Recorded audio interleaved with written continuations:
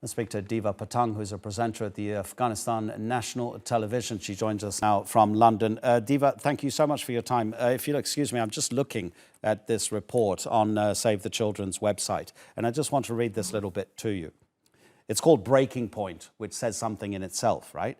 And it says, our report shows that 97% of families are struggling to provide enough food for their children. We've just said that. And that girls are eating less than boys. Almost 80% of children have said they go to bed hungry.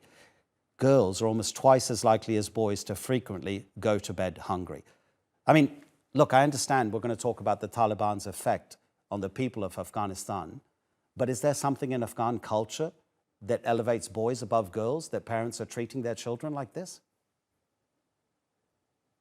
Thank you for having me. Absolutely not. They're treating the boys and the girls as Afghan parents equally.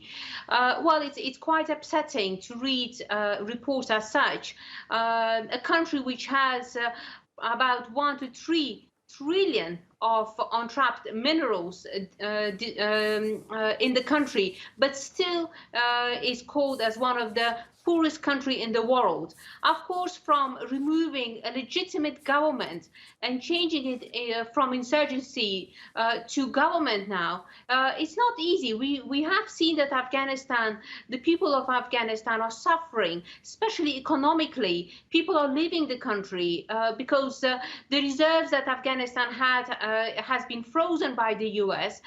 There is literally very little is available to the people, and there is not much work available in the country.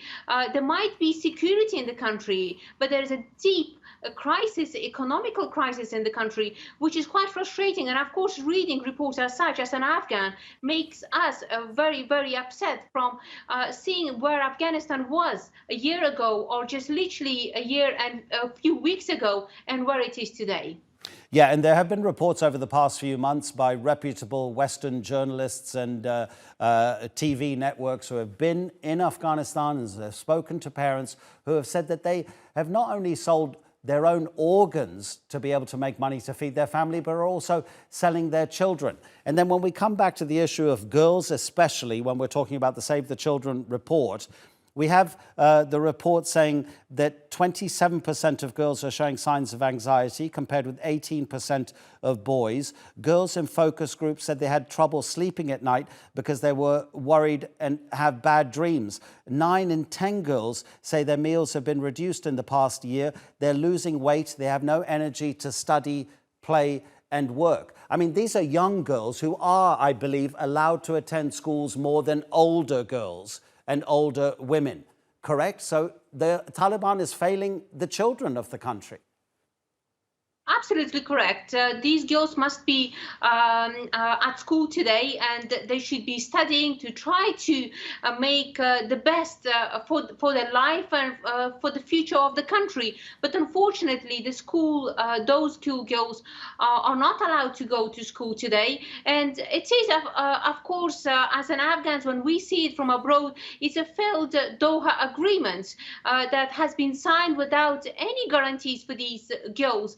These girls are suffering today, and if we can see that the report is stating that they are suffering from mental health, they're not allowed to go to school, and also because of the hunger.